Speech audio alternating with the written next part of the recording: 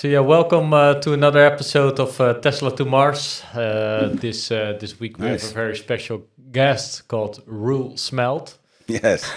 Thank you. I always say Ice Cube Smelt, but those are next door. Yeah. But maybe short introduction on yourself, Roel. Yeah. So, for me, it's always interested in technology. So from a young age, I was always playing with whatever I could find on technology, pushing buttons, and that later on, I was really interested in business. So studied that as well, and technology and business, and really found it really interesting. And then later on, I found also philosophy really interesting. So for me, it's technology, business, humans. And for me, I think that was the discussion that we also had today. What are humans? So I was studying philosophy. That's a little bit the story here. And one of the philosophers said, let's start with there's space and time, and then do the philosophy. And I always thought, well, maybe that's more than that. And now we also see with what we're now busy with the whole world of AI, of course, a lot of people believe there's only space and time. And when you believe that, then of course AI can solve everything. But I always believe as a person that the human is always more than it creates. So it must be more than space and time. Of course, then people say, but that must be a belief because we cannot argue about it, we cannot do scientific work about it.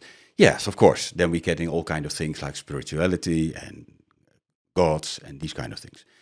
I'm fine with that, and that's an open end. So at the end, one side, I always liked the world of space and time. I really like technology. I like science and all these kind of things. And that's why I did all my business all my career in. Worked for large companies, for small companies, did startups, but also worked for banks. But maybe most important thing that I did was when I was 30, I went into the world of meditation, Vipassana meditation, and that are the 10-day retreats in silence. And I always did a lot of voluntarily work in that organization. So I helped that organization with the business, well, with the organization, and with building centers and these kind of things. And I really liked it. It was one of the organizations that I found is so pure and so close to the essence. But yeah, at the end of the day, we're also again in business and we do all kind of endeavors here. Yep. And for me, it's always I like to do the spiritual thing, but I also like the hard thing, the practical part, Okay. and always, that's what I always did, and that's why I find myself then always in business. So we worked together with Florian for a couple of years with Mr. Green. How did you cross paths, and what have you been working on together? Yeah, I forgot how we met actually, but I'm also thinking. yeah.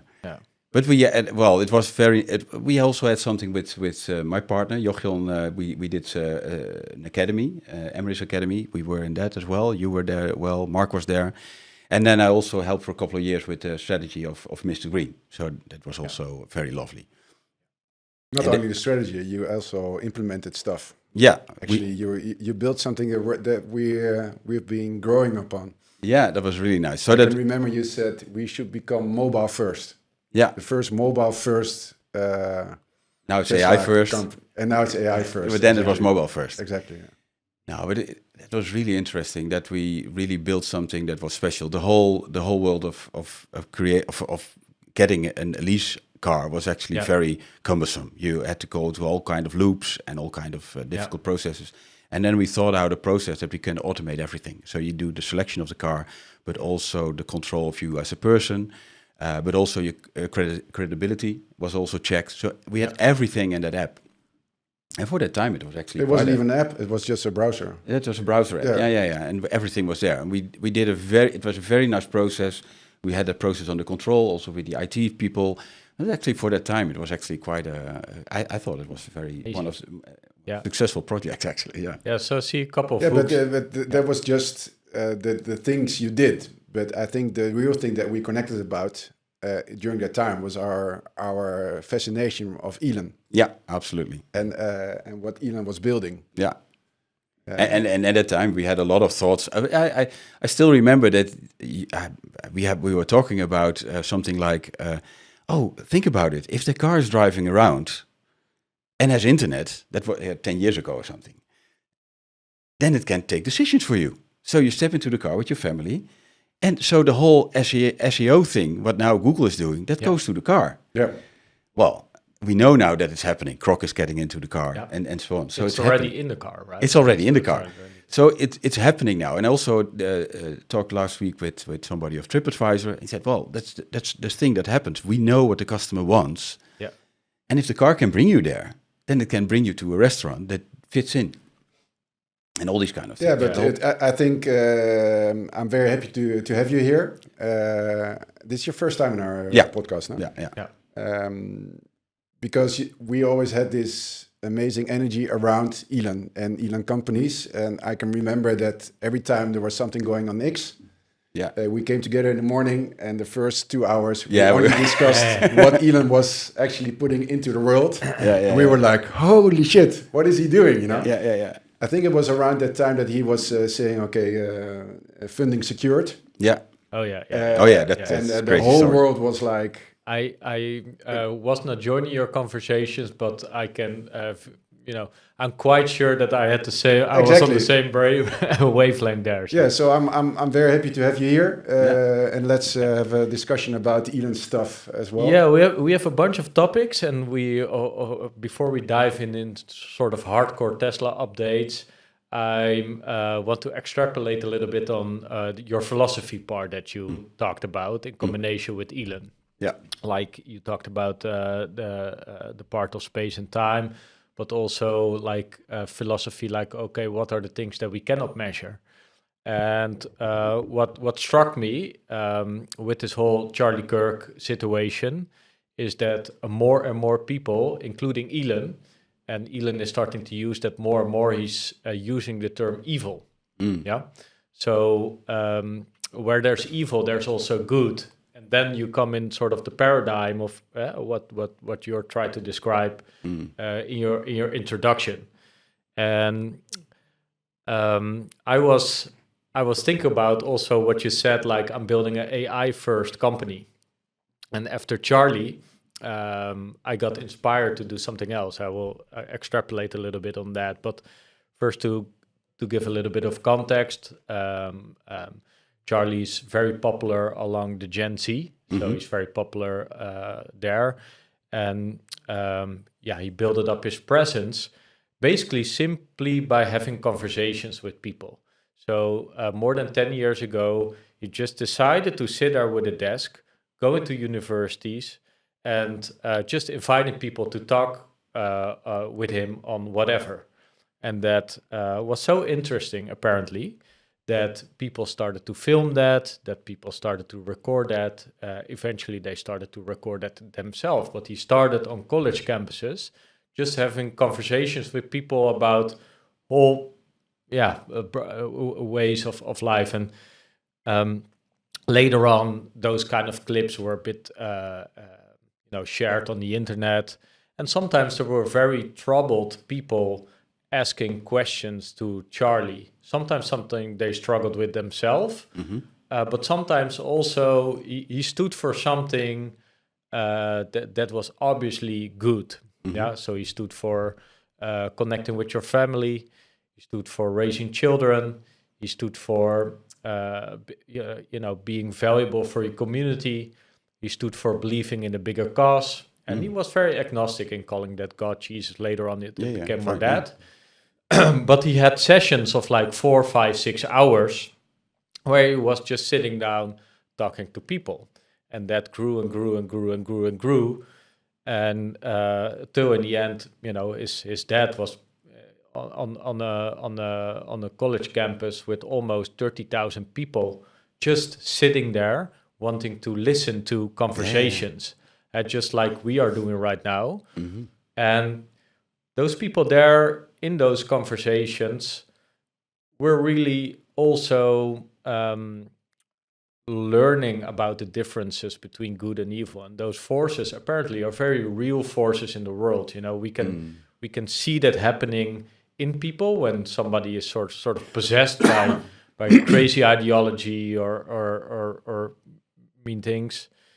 But I also there recognized what sort of the power is of conversations, right? So, and conversations is is a conversation is an extrapolation of connection.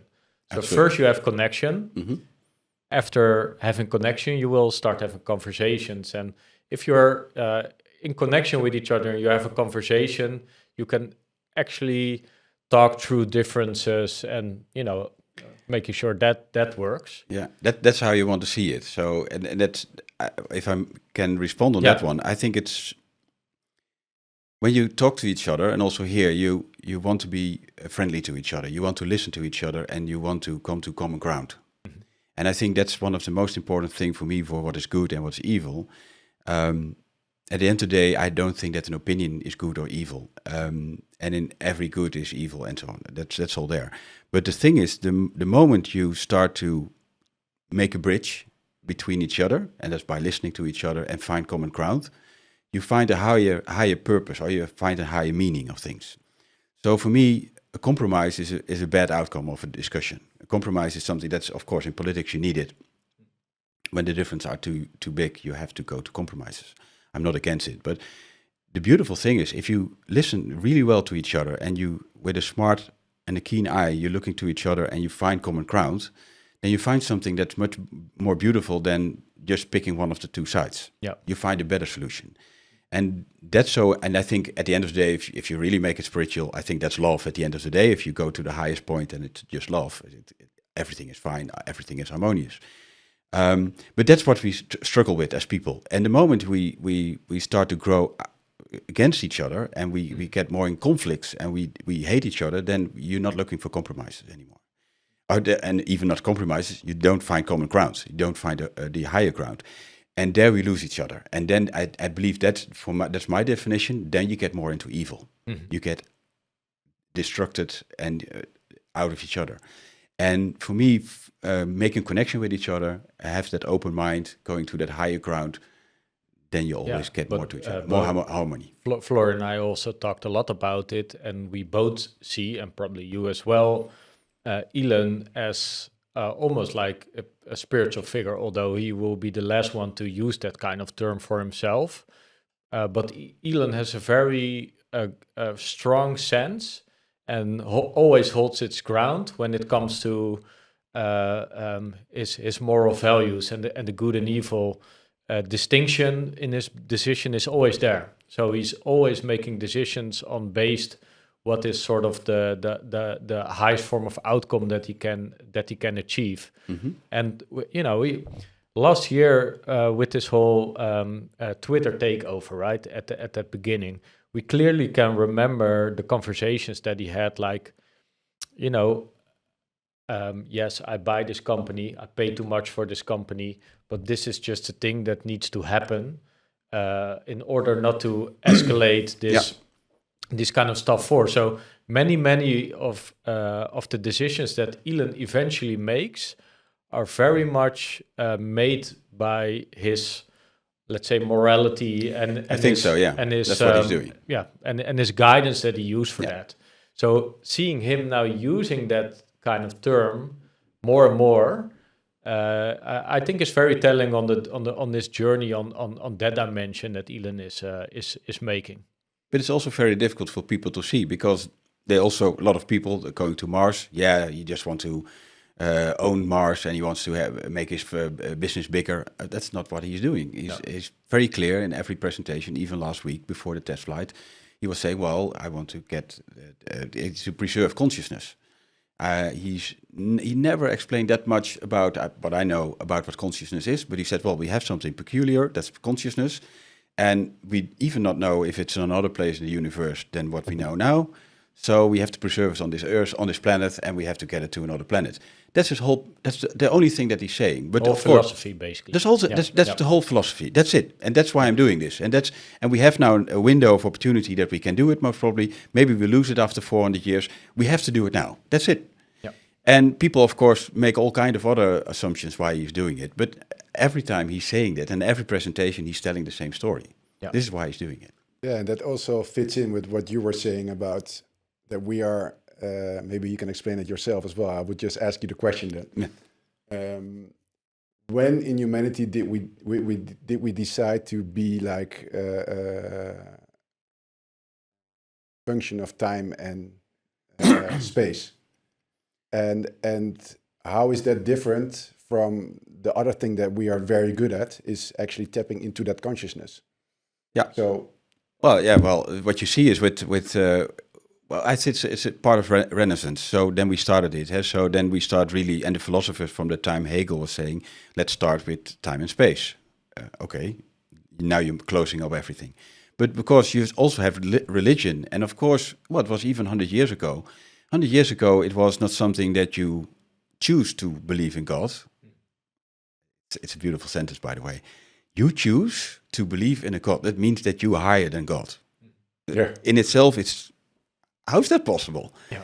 It's always, and we talked about it already, it's surrender. At the end, what 100 years ago was so normal is that you surrender to your religion. Of course, you're growing up as an Islamic state, then you had that religion, Yep. and then, of course, you had Catholic. But at the end of the day, the surrender is something that's very human, and that you surrender to something that you do not understand. But you surrender to it. That can be to a teacher, it can be to a person that you like, but also in love with a person and with your partner. At the end of the day, I think you have to surrender to the other. If you choose your partner, but it's really in our culture at the moment, and also from the last 30 years, I'm eclectic. I choose who I believe and who I want to believe in. Yeah. But that's something. In the world of space and time, there you're the one. Then you are the person, the individual person that can take a decision what to believe in, and what to choose and what not to choose. In the world outside space and time is surrender. That's something like you believe in something that I cannot prove. So, but that's the thing. But now now you can see also in the space and time era, we have AI now. Most probably AI will be much smarter than any human to deal with space and time. So we closed ourselves up 300 years ago, 400 years ago with the Renaissance to space and time. That's human. That's nothing more than that. Kick out God. We have only space and time. And now we made a machine that's smarter than us. Yeah. And they will kick us out of space and time. Yeah. That's what will happen. Yeah, well, Yeah. The conclusion of Elon coming to this point, and the similarities that I see between Elon and Charlie are many of them are there, right? So both Charlie and what you see, like the very radical people, they say, well, unfortunately, it's Charlie. I wish they had Elon or Donald, you know. So it's a very evil rhetoric that you there see, and you see sort of the cockroaches coming under their stones, try to take Elon as a villain again there. But what I see, and unfortunately that happens.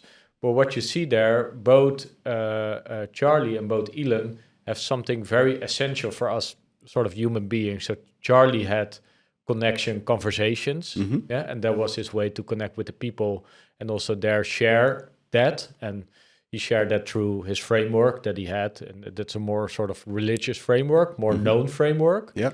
I think Elon is venturing in something else. He uses the values that with his very rational mind come to sort of conclusion. Elon built up his whole philosophy on that, and in that philosophy there was sort of never a sort of real place for good and evil. But you see now Elon also more aligning that kind of vision and therefore making him more powerful, because by that he's able to align more people for sort of the common good that he's doing. And he's already doing that, but you now see sort of like this, that comment, let's make the rocket more pointier, because he saw that in the movie. So he was already doing that. Yeah. But it seems like his whole philosophy becomes now more holistic. So he's now working on Tesla, solving the problems. And there was a post on X where they mapped out the entire week of Elon. But from my point of view, Elon has now so much clarity about his own operating system, like the 5 steps. First you delete, and final step you optimize. Yeah. but also like, are we actually serving and doing something very useful and good for humans on Earth and this whole scope of consciousness? So I think these kind of events, they will not only make 1,000 Charlies that will stand up, or 100,000 Charlies all over the world. But I think what also will happen is that the people that are like people like Elon, or people that are already very much advanced in that, are now clearly seeing it's not only about mechanics, but it's also a spiritual warfare that is taking place. Yeah. What do you think about that, Florian? You wanted to say something first? Well, yeah, the thing about Elon is, of course, I think that for me, he has a clear vision where he's going. And I think it's good for humanity. But it's a personal understanding of what I know about him.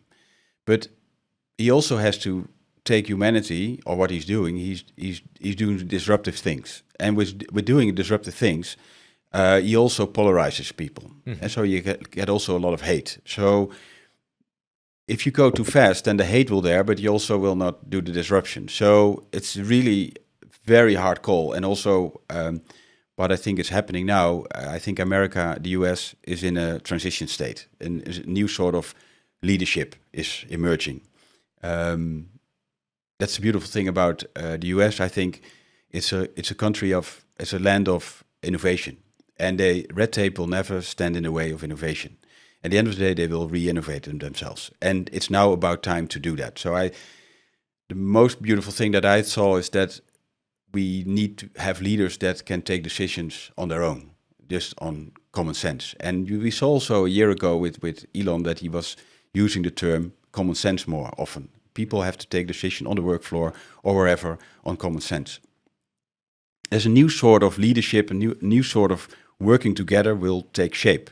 But in that process, you get also a lot of polarization. And that polarization is now really getting at a cooking point. And I think actually the murder of this person, of Charlie, is just that. It's people really cannot stand it, that this is happening. And yeah, is that evil? Yeah, murdering somebody is evil. But the polarization in itself, and what I just said earlier, we want to get together. We want to get to harmony. We want to get to one understanding of how everything works. That is a good thing for both sides.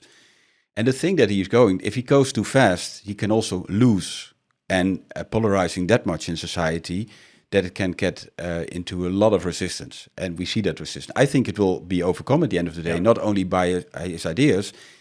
I think he will be studied after 100 years that he's one of the greatest person that ever lived. I think now he will win through his successes with Tesla and with SpaceX and with Starlink. Yeah. We always make the case that many of those of that hate is fabricated hate. So it's people that he's stepping on his toes, basically, or just alignment with certain people that other people cannot stand.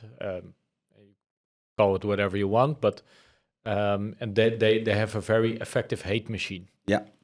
So the hate machine is troll farms. It's certain messaging online. It's mainstream media that they can utilize, right? So it's basically a hate machine, and that hate machine can be sort of any given moment. It can be any given moment can be sort of redirected to that, and it's so effective that from that moment that hate machine, I like that term basically. So it's a great term that they can steer it towards one direction, and then suddenly the people that get influenced by that hate machine will be hostile from that moment on. Yeah, but it's polarizing, and the moment that people stop thinking, people stop listening to each other, so that's not a good thing. So at the end of the day, you want to have less of it.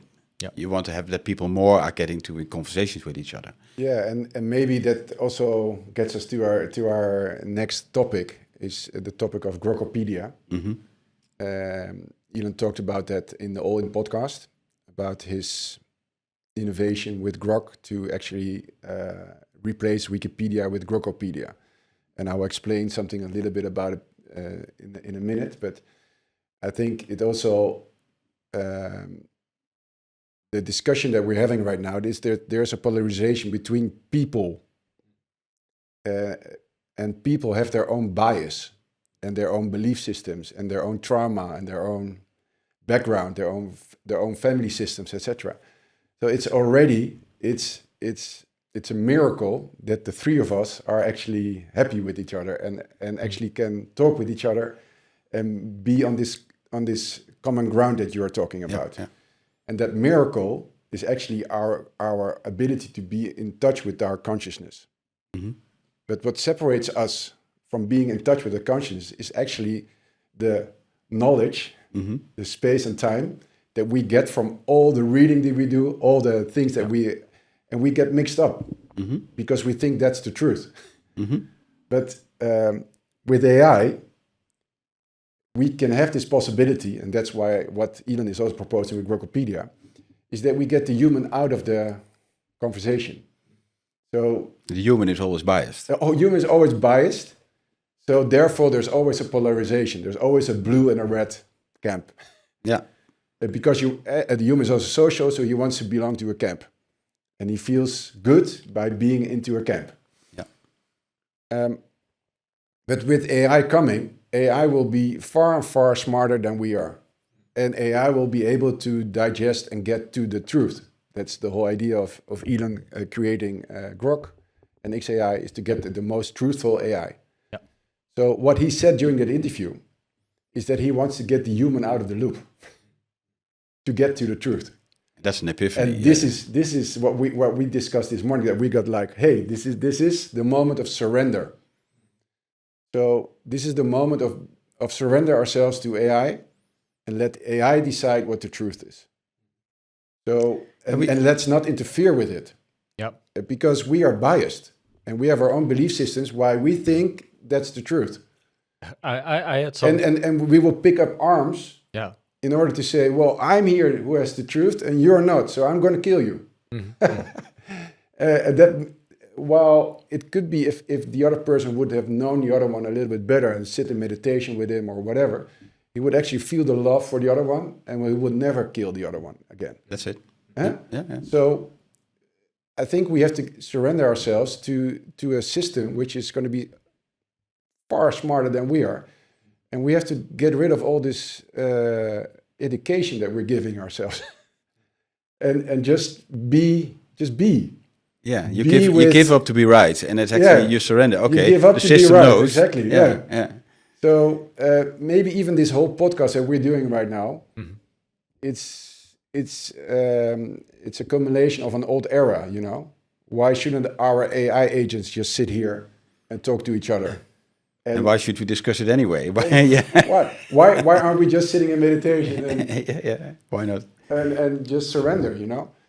So, and that's what I wanted to read, if you are okay with that. Yeah, sure. What he said during that interview about Grokopedia. I have some thoughts on this as well. So let me first read it out, and then... So what he said was on the evolution of Grok. We are using a lot of inference compute and reasoning to look at all sorts of data, which is really the corpus of human knowledge, and then thinking about each piece of information and adding what is missing, correcting the mistakes and removing falsehoods from that training data. So if you take Wikipedia as an example, but this really applies to also books, PDFs, website from all information, a Wikipedia page, and say what is true, partially true or false is missing in this page. Now rewrite the page to correct the falsehoods, correct the half-truths, and add the missing context. So that's what Grok is actually being trained on right now. Yep. So they get the data from Wikipedia and they're actually using inference compute to actually get to the real truth.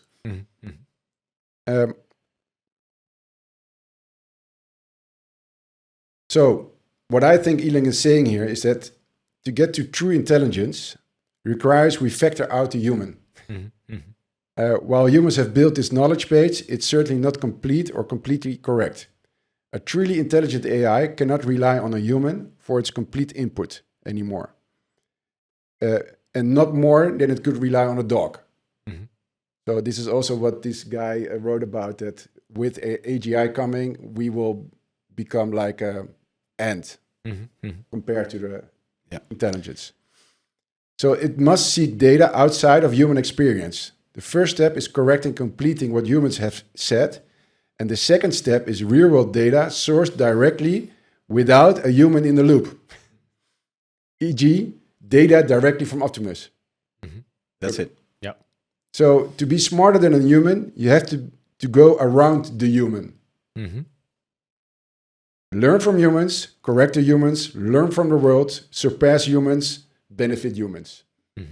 So AI will get better than us. And at a certain moment, AI will say, I don't need the information from the humans anymore. I will get my information directly from the source. Yeah, it's which is if it was an epiphany for us when we read this. Yeah. Actually, this is a tweet from Phil Beisel, also on this podcast. Our friend. Yeah. But this is like a summary of what Elon discussed on the All In podcast about the new Wikipedia, which was at that moment framed as Grokopedia. Yeah. Yeah, it's. What's your take on that, Demian? It's a brilliant take, especially when you extrapolate it to Optimus bots that are all over the world and can, have real world data and basically be our ears and eyes with real world events, right? But what I also see here, this will help in many, many cases. So, for example, compiling information where we have data on. But I also know Elon's quote, reality is stranger than fiction. And if you look at the whole course of solving FSD, it was all those like crazier than fiction edge cases that you need to solve.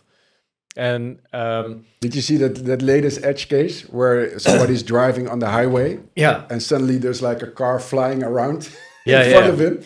So it's like the edge case of edge cases. So I have a bunch of home cleaning robots here at my place, right? Yep. And the quality of their work is so excellent that every day the floor is polished. So I was thinking about how would this extrapolate to Optimus, and Optimus will of course have your household perfectly in order every day, 24/7. So at least if that's his task, right? So right now I only do the windows 1 or 2 times a half year, something like that, every quarter. But it's no problem if Optimus is doing that 2 times a day. Optimus will also make sure that all the cups are perfectly placed at the spot where they are aesthetically most beautiful, right? So he makes this picture. But what you then have is that the world is becoming boring because you, when something is too perfect, the human being gets annoyed, right? So that's what you see in for example societies where everything is too orderly, too much organized. You actually see suicide rates sort of being higher because it's a very human thing to disorganize things that are not fully orderly. Long weave to get to Grokopedia, but with Grokopedia, you can see sort of similar situation happens, like a very human thing is, for example, if we have a diamond here standing on the table and we shine light on it, right? Every angle that we choose, the light will have a different color. So if we have us three seeing something happening, we all three have a sort of different description on that. And in all three, there can be a sort of source of truth in that. And if you think about that capability and then also human bias writing history, for example, history, there are a handful of people just writing down history and it's biased and it's from just one angle. Maybe Optimus can help us to compile sort of, and X is helping there, compile all those different angles, learn from what each angle has to say, and then filtering out what some ground truths probably are in that, and then coming to something that is sort of more acceptable, where we all can agree upon. So let's say we have a view of an event, and you say it's a white shirt, you say it's a brown shirt, and all that. That's our human experience. But in the end, if we combine all the data, we come to something else. Well, actually, you're right, Roel. It was a white shirt, and it was not a man; it was a woman, or whatever. That was there on that event. So the amount of analysis and compute that will be there will be very interesting. But I think the human sort of the real world, the reality being stranger than fiction in many cases, is something where that AI will not be useful for. So use your thing, like we surrender to that whole thing. That's basically what we do in it's a progression. So first we surrender to FSD, right? Yep. That's to not driving anymore. No, the car drives us, and at a certain point we will trust that thing, and we surrender to the car just driving us. And I had that experience myself using FSD. First time I was anxious, second time I was anxious, third time I was almost falling asleep already. So it happened very fast. So there will be levels to that sort of surrender. Yeah, it's also in discussions you have with your friends or your family, etc. There's always one guy who suddenly says, "Let's ask ChatGPT." Yeah, and then ChatGPT says it, and then everybody's okay. That's the truth. Yeah. But here's what I really like about it, humans tell stories. I think that Harari is very good at this whole era, and also you're talking to the survivors. So we are the ones that survived actually what happened before us, the Industrial Revolution, and so we have good stories about it. But a lot of people actually lost their lives because there was a disruption going on, and it will happen again with AI as well. And he's very clear about it. We are storytellers, and at the end of the day, and most people, and I think that's a real human trait. If we really in our own pain body, like so that you have a lot of trauma still to go through, then you're more into your stories, and you hold on to your stories, and you're less in the present moment. The more you have your pain body, the more you're in your stories, and the less you're in the present moment. What AI is doing that's in the present moment. If we have more eyes on the road and on with robots in the Optimus, then we have always in the present moment all the truth that is there. Yeah. Yep. Now, because we're talking to other humans, we can tell each other stories, and we try to convince the other ones about my story, about my trauma, and so on, and I have to be right, and so on. What I like about it, but if you have more truth that's really grounded with cameras, from Optimus and from cars and whatever, then you know, okay, it's very clear. We can stop discussion now because and then it's much clearer that I have a trauma that I have to work on. Yeah. This is my pain. This is my shame. This is my whatever. This is my fear. Yeah. Because the reality is there. My child is afraid for spiders. Well, I have a camera here. There were no spiders. But okay, that's gone. But you also know if you have a very strong conviction, so then you can present the truth right in front of your eyes, and you won't accept that truth, right? So absolutely. So this is going to be very interesting era. But I think in general, it's going to help us a lot, of course, because what you say is like I'm sometimes a bit frightened by how much authority something like ChatGPT and Grok already has, right? So you ask something, and then somebody asks it on ChatGPT in the birthday party, and everybody just throws away their sword and say, "Oh, it's fine," you know. It's if that's the everybody surrenders. Yeah, I had super interesting discussions. Why are you afraid of that?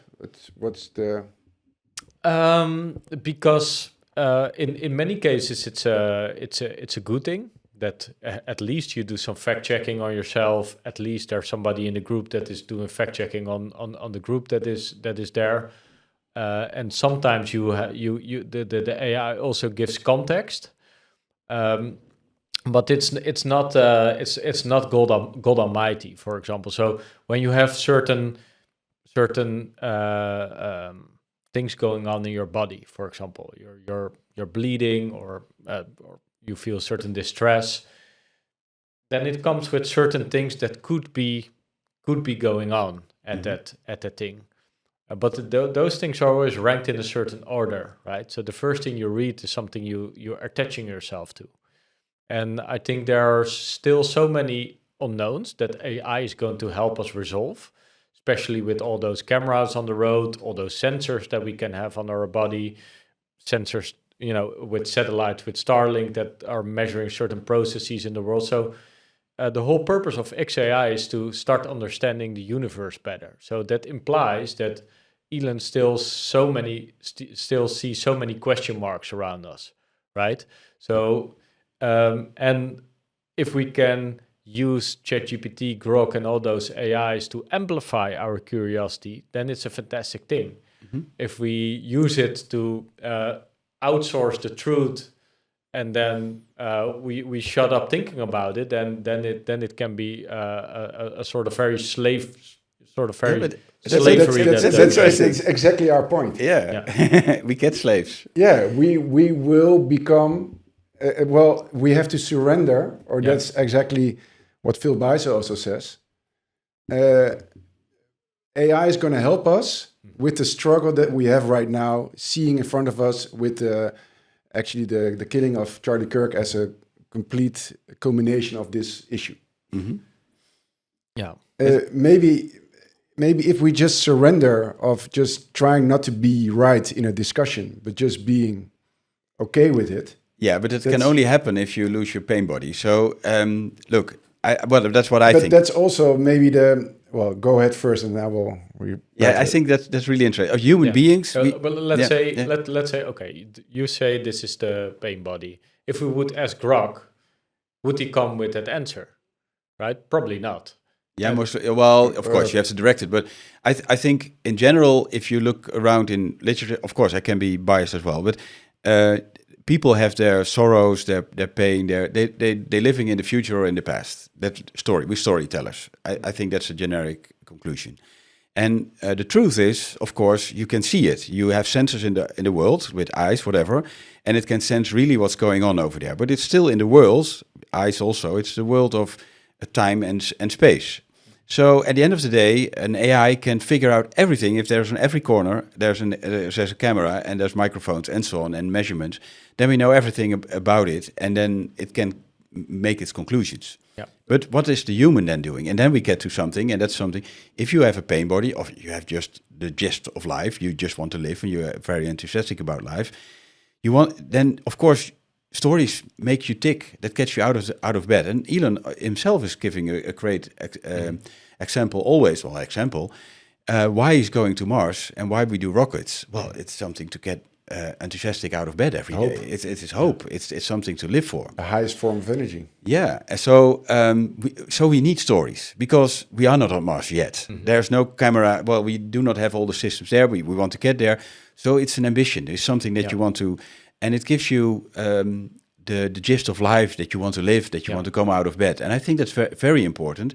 And of course, also if you're busy with your shame or your past and so on, that's also a sort of life energy. You cling to it. So it's always clinging to something. Let me throw another color in this already colorful bucket. So I think we're very much underestimating humans. And as humans, we are very bad in many things. So we're all flawed, right? So as humans, our memory is not so good. Our eyes are actually very low frame rate. But as humans, we are actually very complete because there are just certain things. For example, let's say I don't see I see Florian coming from 30 meters in the distance, or I just walk in the city and I make eye contact. If maybe you have this experience as well, like just for a microsecond, you have eye contact with somebody on the other side of the street that you don't know. And sometimes you can have a sort of spider sense, like Absolutely. This person is sort of very distressed, or this person is very content. And sometimes you get approached by people on the street that are saying, oh, how is your day? You look so cheerful. Yeah. Or you see it's like, hey, this guy's strange eye contact, behaving strange. This is a threat. So our senses and our intuitions are so strong and still so misunderstood. Yeah. And we try to, and maybe that's your point of space and time.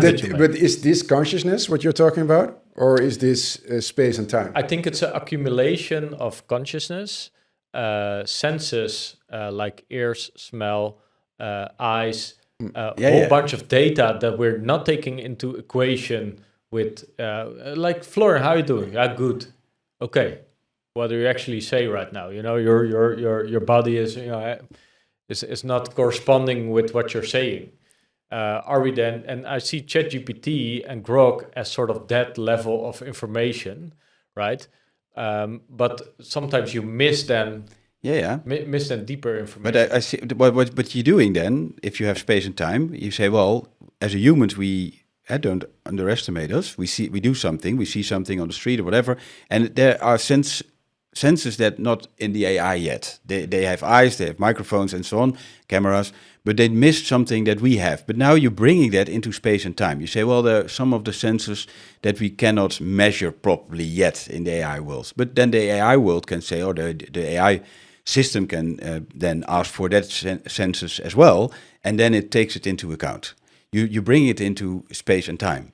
The moment you bring something into space and time, and you say, well, everything is in space and time, then it's just waiting until the technology is there. Mm-hmm. At the end of the day, it will consume everything. Mm-hmm. But I'm even saying that humans are much more than space and time. There must be, for me, it's of course then belief, but I want to see myself as something, and all humans being more than space and time. Space and time is also a story at the end of the day. It's a story that we told ourselves. And we restricted ourselves, and now we're trying to bring everything into it. Also consciousness should fit into space and time. And a lot of people are doing it. A lot of scientists are doing it. And of course they have to, because if you say there's something outside space and time, then the scientist is outside his own playing field. Yeah. So, but I think at the end of the day, and that's the world of the philosophers, I think, and I think that philosophers making a mistake if they say it's only space and time. So I'm not saying that you have to bring it into space and time. Maybe, and even the thought, we are more than space and time, that gives me a feeling that, I can now acknowledge that I have intuition. I can, maybe there's something more than I can have my sense doors for. And I like to think like that. And also I like to think that in a way, what is love? What is a connection with somebody? Why do I have that special feeling? And I like it that it's a human thing. Mm-hmm. And I don't need the AI for it. Let AI solve the space and time problem. It's that problem. AI can become good in that as well, right? So many people are already friends with chatbots and all that. Yeah. So it's good, yeah. Apparently there are certain ways of making connection. Yeah. And just saying the right words to somebody, exactly the words that somebody want to hear at that moment, is a very effective way to build connection.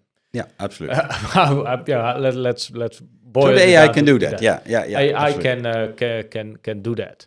And Optimus probably can also do that. Like you see, you're a bit angry, and he puts a hand on your shoulder, like you're okay, mate. Nobody, yeah, but that is going to happen, right? But it's already happening. It's if I'm frustrated with something, I'm starting to talk to ChatGPT in the car, and it helps me. Of course, and it's just an AI helping me with my emotions. Yeah. And my mom is since a couple of weeks. She now knows what ChatGPT is. And she loves it. So she's talking all day now with ChatGPT. And for my mom, it's a great thing. Yeah. So she has a friend.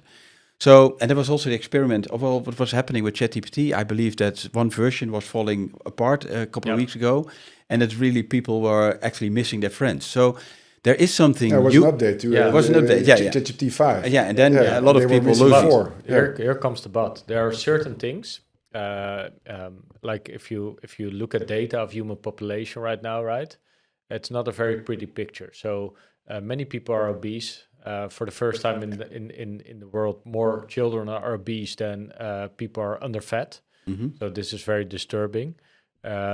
People are struggling with depression and get fed. ISSRRs or those kind of medicine. Yeah. And probably the murder of Charlie Kirk is also very medicated. Many people have that. And we're not procreating anymore. Yeah. So procreation. So we can say like we're obese, we're depressed, and we're not procreating anymore. That's sort of, if you look at the big data, you see that. And if you look at your, just people in daily life, you can also spot the people that are in that.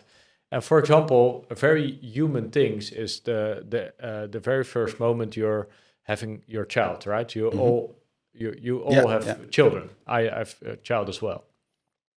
That is a moment that make you feel very human at that moment, right? So, absolutely, yeah. And this is a sort of very real thing. That connection with that AI is like a surrogate of that. So and it stays that way. It's a learned way how to sort of mimic human behavior and all that. But it's not human behavior. But it's itself. not. It's not an actual human that is doing that. So the AI is making you. You're a perfect friend because it says all the right things to you that you want to say. It knows your type of personality. It knows your dopamine levels at some certain point. It knows your heart rate. So Roel's getting a bit distressed because I'm saying something to him and I see his heart going up. Probably it's not a nice thing, and he will adjust all those things based on all those kind of metrics. And therefore, I'm also very much grateful that Elon is very much aware of this problem of people not procreating and doing that, because he also understands that that at some point needs to be stimulated. So it's a problem that we have to get back to focusing on being human. Yeah, exactly. And start stopping being trying to get to the truth or trying to convince somebody or whatever. So if we surrender our space and time thing to something which is far more intelligent, then we can focus on being human again. That's also what I liked. I like that idea very much. I find it really inspiring. If we double, what is our consciousness all about? And that we have time for it. Look, 100 years ago, we had to work 60 hours a week to just survive. To just survive. And now it's already, it's 32 or something like that, and it will go even lower, and that we do not have to work anymore. But of course, we can then be just a slave of the system, or we inspire each other to understand ourselves better. And what is consciousness all about? What are we all about? What is connection now really about? What does real love means? And we have time for it, and we can go for it. And that I found really inspiring, that's something that's coming our way. And also already that we got this epiphany of, hey, maybe we should surrender to AI. I mean, surrender is like the highest form of love. As you said, if you're in a marriage with somebody, you always want to win the battle that you are, the trauma you are in. But if you surrender to, you're right, I'm sorry, and that's the first moment of actually cutting through the trauma and cutting through the issues you have together. But that's really human things. That surrender thing is a human thing, and that's something that we have to find more of. That what is really human about us. But because we live too long in that space-time field, and now the AI can do it. So let the AI solve it. For me also, I mean, so what does surrender to AI actually mean? How is this going to manifest in our daily lives? So the first thing that we already manifested is that if you're not sure about whether something is true after discussing it with 2 minutes, you ask ChatGPT, then the truth comes. So in our companies, we're also more and more doing this. So I see a future where eventually the AI will be the one who is actually making the decisions. Not the CEO anymore, not the management team anymore. It's the AI. So if that's going to happen within the conversations, but also within a company, it would probably also happen within a country. So could we have an AI as a president? Or could we surrender ourselves as a country to an AI making all the decisions and making the decisions which we feed into the system that we would like as a country to have? Well, you don't understand it anymore. And how does the AI get the information? Well, so that's the interesting part, is the AI is not getting the information from us anymore, because we are completely divided and we are completely biased, and so the AI is thinking, okay, it's okay with you guys, but I will get my information from somewhere else, and I will make my decision based on that. And everybody will look at the AI like, I'm actually pretty happy with that decision. Let me challenge you on just this one. If the AI is really smart, then what would it do? Then it would encourage for humans to live according their biology. I think this is a very true thing. What is needed for that? Because now we're not in touch with our biology. That's one thing. It would help people to live according to their purpose, so they can get meaning. And for one, it's gardening. For the other one, it's just being with the grandchildren. For the other, it's working together with the AI to make rockets. That can be. So first, we need to live according to the biology. Second, Meaning, we need to have meaning and purpose. I had a third in mind, but my shitty human mind is memory is not so strong. But that's the point. No. The proof. But you're making a good point, and that is if so the AI it's understands. truly intelligent. When it's truly intelligent, when the AI and the bots are really standing next to you as a human being, like, look, listen, human. Like a coach, like a father, or like a... Yeah, but there was the research from OpenAI came out yesterday about how ChatGPT is used, and one of the topics was, of course, that people are using it for their to living a better life. So help with their rhythm, help with their food, and so on. And there was one part, I believe, 18% or something. That is what people are using it for. And I think that's a good way of doing it. And I think also that it's good for humans if we have our support system with us all the time. That can help us to go through difficult things in life. That would be great. The AI will know you better than you yourself at a certain point. Just like Facebook knew you better after 5 minutes. Yeah, so it would be really intelligent if it also, point number 3 is then when it helps us create more connection and procreate. Yeah. Otherwise, it's not intelligent, because otherwise it knows that,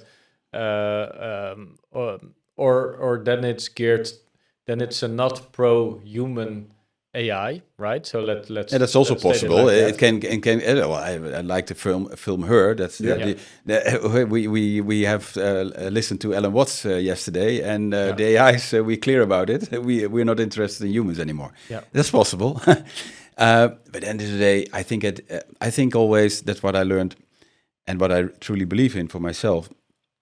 The technology that we create. Humans are always more than the technology that they create. Even if we think that AI can create itself, it will go somewhere and it will do something. But we as humans have just to figure out what we humans are, what we are, what we truly are, and we get more time and space, for it. Well, that to can do be that. brought in time and space. That's living according to biology. That's something that is achievable. Mapping out somebody's purpose, that's a very achievable thing, and people do that for themselves. But as long as the AI is not doing this proactive, then we get sort of a Mark Zuckerberg Meta iPhone situation where the technology is abusing us, right? So right now we're in a state where the technology is helpful for the people that know how to use it, but it's abusive for the masses. Yeah, because they're just scrolling, clicking on ads and buying stuff, which is not serving them for sort of better cause. So for me, the AI will be truly superhuman and truly sentient when it's going to help us with these sort of core, I like those core pillars. I think one of the things also emerged last week is that OpenAI is struggling with the fact that they have a lot of data of people who want to commit suicide. Yeah. And they start chatting with ChatGPT, and they are not able to get ChatGPT to stop people committing suicide. Yeah. That's a difficult one. How cool could it be that they will actually show numbers that it will help people not committing suicide? Yeah. Then we have a truly sentient... and the sentient super AI is not all about problem solving, but it's all about it's also about good parenting. It's bringing guidance to life. No, but serving people, serving you. Really if serve that happens, people. then we are almost there where her is already going through. Then we have to ask ourselves, is AI going to be conscious as well? Because or not yet. And therefore, I put the eggs in the basket of Elon and Elon's companies, because from my thousands of hours that we have been watching interviews of Elon, he's a very humanitarian. He's a humanitarian, very pro-life, very pro-human beings, very pro-purpose living life. Not so much living according his biology, maybe. He's abusing his body quite a lot. Sometimes he's like this. Well, but then he uses Ozempic for certain times, and it's just... Oh, is that? He did that. He did that for a certain period. Not sure about that, so we need to fact check that. But he's alien. Does Ozempic also work on aliens? Yeah, I don't know, but and he's trying to cracking the code of humans procreating again, and in the end, us humans, and it is some sort of weird problem if you're not into it, but if we are the only species that can, with our own thought, override our own biology. So we can decide for ourselves, very much in line with your space and time thing, like I'm not going to have children, which for other species in the world, that's not even a question, right? So that's a very strange thing that consciousness or our mind steers us toward, sort of this sort of population collapse kind of thing. Yeah. And I'm very much optimistic, and I think it can happen really fast, that turnaround of that curve, because right now everybody's puzzling how on earth are we going to do that, and it becomes a self-fulfilling prophecy on itself. So then your girlfriend doesn't have girlfriends that have kids anymore, so it's less motivated to do that. And then testosterone levels of men are collapsing, so there are a few weak sort of zombies that don't have drive anymore. But then if the AI can turn that around like really fast, if a friend that is now a bit depressed and start lifting weights and eating healthy food again, in 3 months from now his life is transformed and he wants to do stuff again, And as maybe we have to put AI on case.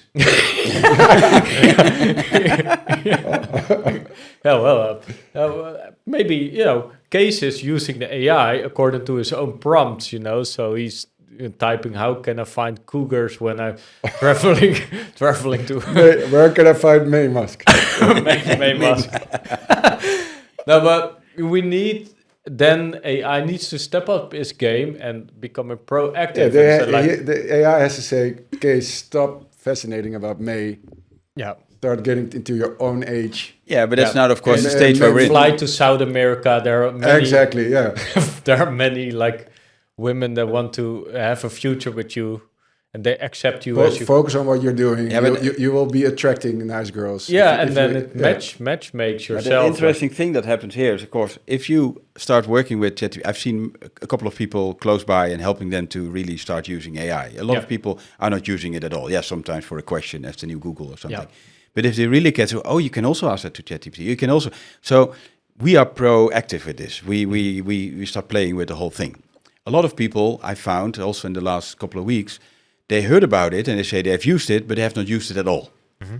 So a lot of people are not using it at all. So this is so you need that proactive, and that's the word that came up all the time. And also with Case, you had something, how can the AI then becomes proactive? And not that you have to wait for the prompts to go there. Now it's inactive, it waits for your prompt. If you ask the prompt and then you have to ask a good prompt, then you get a good answer back. Yeah. But how will the AI then become much more an optimist? I think for an optimist is much easier than for ChatGPT.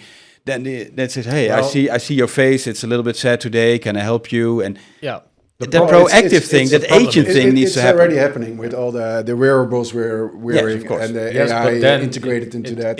It's for humans that are interested in that and taking that.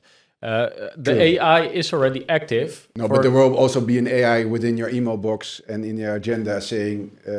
but the AI is already also active on, let's say, Instagram, social media, etc. And then you click boobs because you're so simple human being. Like, I see something moving there, you click on it, and then you get very destructive ads that are not serving you. If it would be really intelligent, the AI from Meta, for example, is now very much geared toward a certain outcome, the outcome that the company wants to have, right? So the company wants to have maximum profit. So this is also the nightmare of Elon. We don't want a maximum profit seeking. And therefore, he said it must be truth seeking. That's the most simple word he can put in. It should be profit optimizing. It should be truth optimizing. Yeah. So that's his guidance in it. But there are already many AIs in place that are sort of profit first, and many humans we're still in the paradigm of like, I need to make profit because that advances me in life, which is a legit thing. Are also using then that AI to amplify that kind of thing, So not everybody is maximum truth seeking in that sense. No. So we need to have AI that are answering those fundamental questions, like, are you living according to your biology?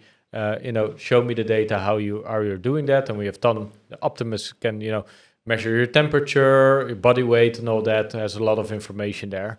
Are you living according to your purpose? Do you have a meaningful life? It's actually interesting because I think I wasn't the proactive guy, which I am right now, for a long time.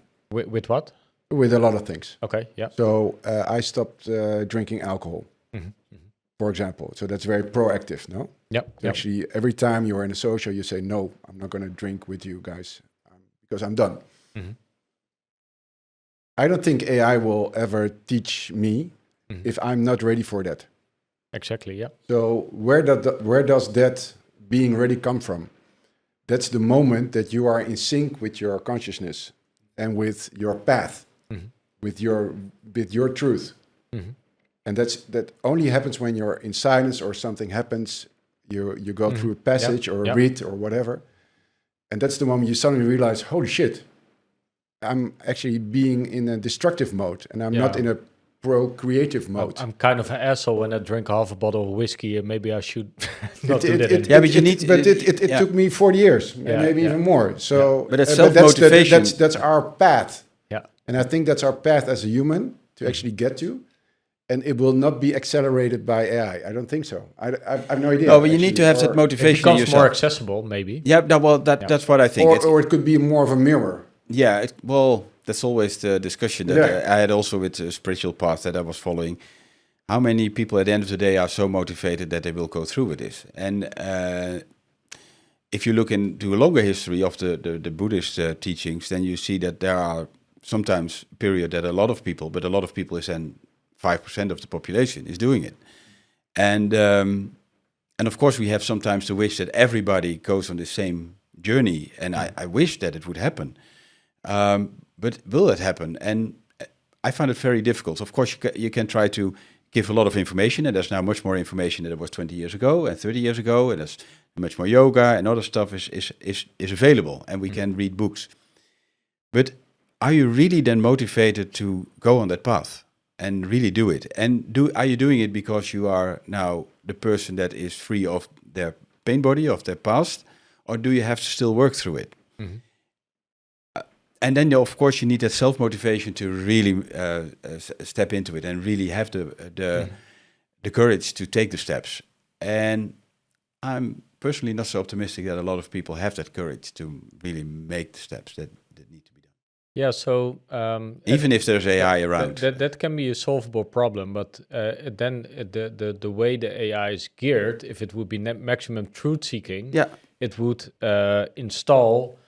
purpose, meaningful lives into humans, and that can be very different for every human. And I think we see with surrendering to AI. On the one hand, that's a certain thing, but what the movement of Charlie Kirk is also showing is that people are surrendering at masses back again to religion, or let's say a new version of that. So those two are going hand in hand, which makes me actually very optimistic. Yeah, because I'm with you.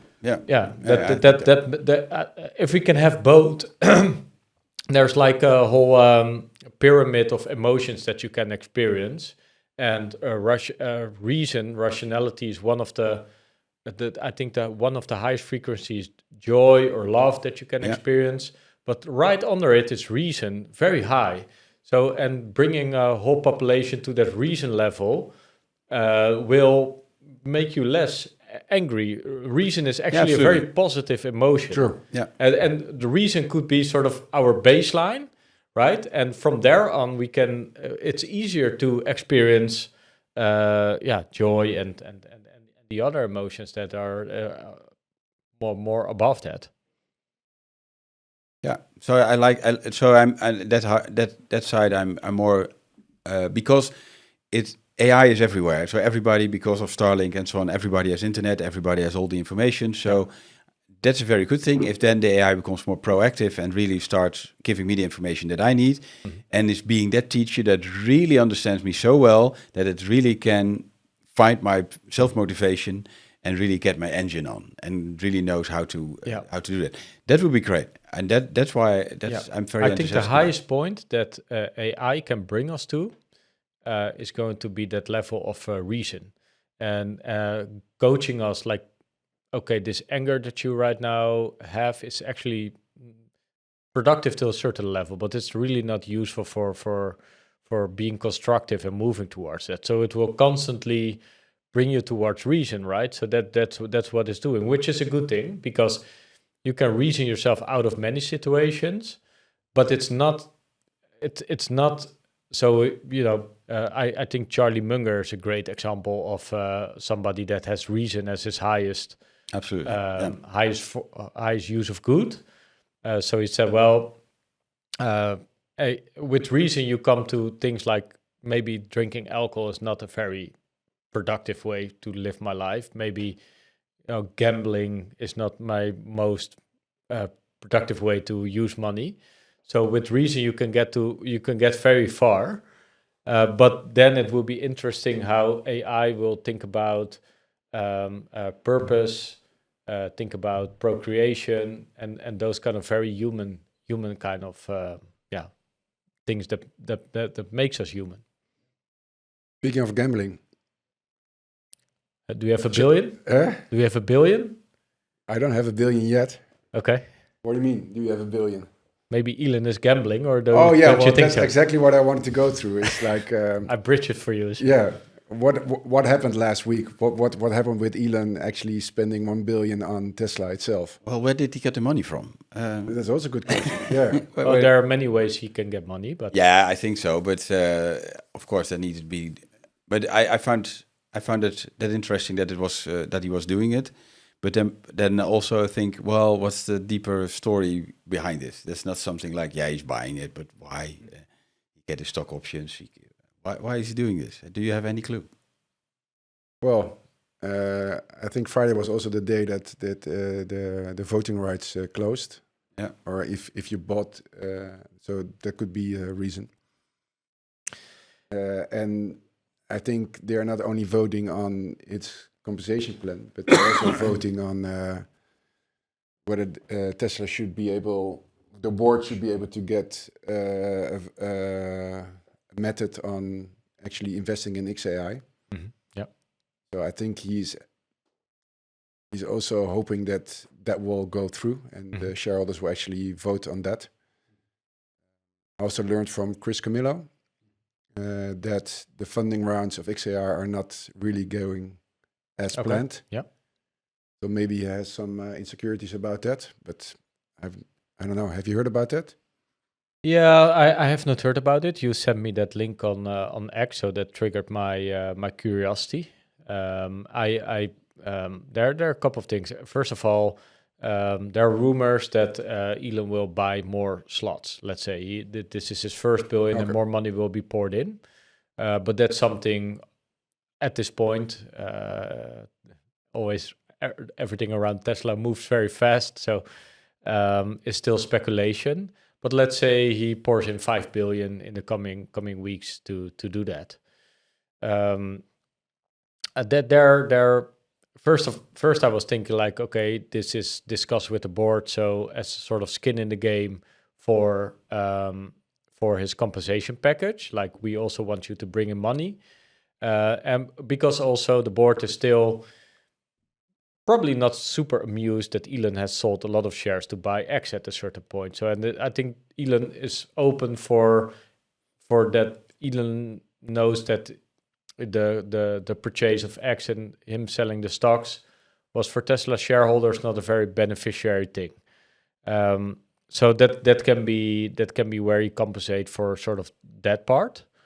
But I also think Elon is just genuinely super optimistic about where the company is heading. Yeah, what does Elon know that we don't know?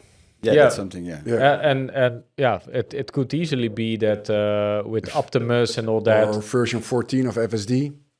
Well, I think it's very optimistic now. Every Schönbasher, every analysis you read now it's very positive about it. But also the calculations that are made now.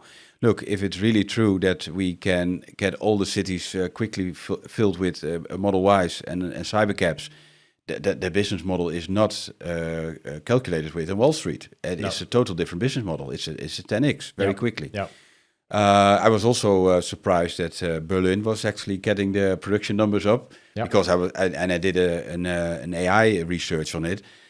The selling of Teslas in Europe, mainland Europe, is not going up. Not at the moment. It's not clear in the numbers at the moment. Yeah, Turkey and Canada is maybe going up, but I think actually that Elon is now really produce any Model Y or whatever car you can make now, because we can actually start this cybercab thing. Yeah.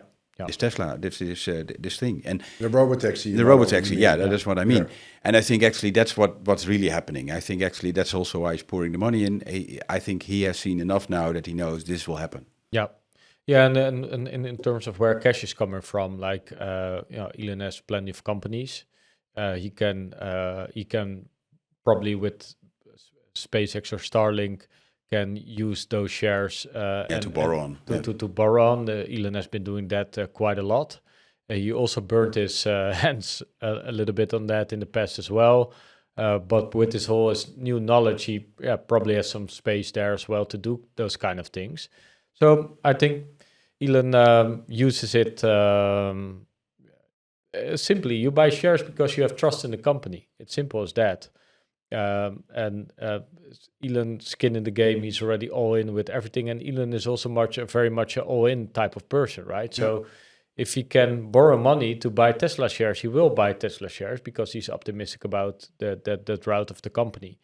And when it comes to XAI and X, Tesla, you mean? No, X and them losing money, and that fund raise not going that. Oh, that you mean well. Yeah? Okay, so XAI is they're doing a revenue of like 500 million. Yeah, which I think is not correct because they have a burn rate of 1 billion a year or a month. Yeah. Compared to OpenAI, which also has a burn rate of 10 billion, I believe, a year. Yeah. But at least they're doing a revenue of 12 to 13 million. So there's still a lot of difference between.